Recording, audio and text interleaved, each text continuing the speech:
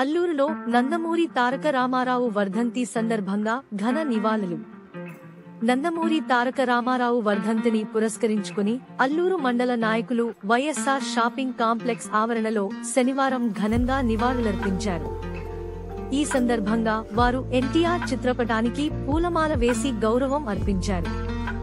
నాయకులు మాట్లాడుతూ పేదల అభ్యున్నతికి ఎన్టీఆర్ చేసిన కృషిని స్మరించుకున్నారు. వారు 6 నెలల్లో పార్టీ స్థాపించి అఖండ మెజారిటీతో గెలిచిన ఏకైక నేతగా కొనియాడారు. ఈ కార్యక్రమంలో భాగంగా ప్రభుత్వ ఆసుపత్రిలో రోగులకు పండ్లు మరియు రొట్టెలు పంపిణీ చేశారు.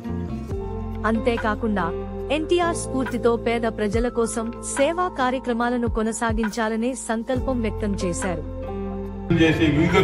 నవరసాలు పోషించిన ఏకైక వ్యక్తి, విధంగా పొడుగు బలహీన వర్గాల ఆశాజ్యోతి ఎన్టీ రామారావు గారు ఈరోజు ఆయన ఆశయాలను నెమరవేసుకుంటూ ఆయన కళను సాధిస్తామని చెప్పి తెలుగుదేశం పార్టీ తరఫున ఆయన ఈరోజు వర్ధంతి సందర్భంగా అల్లూరులో ఆయనకి ఘనంగా నివాళులు అర్పించడం జరుగుతుంది.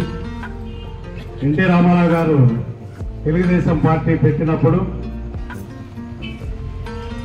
9 నెలలు మాత్రమే ఆయన పార్టీని స్థాపించి భారతదేశంలో మరెవరూ చేయలేని సాహసం ఎన్టీ రామారావు గారు చేశారు.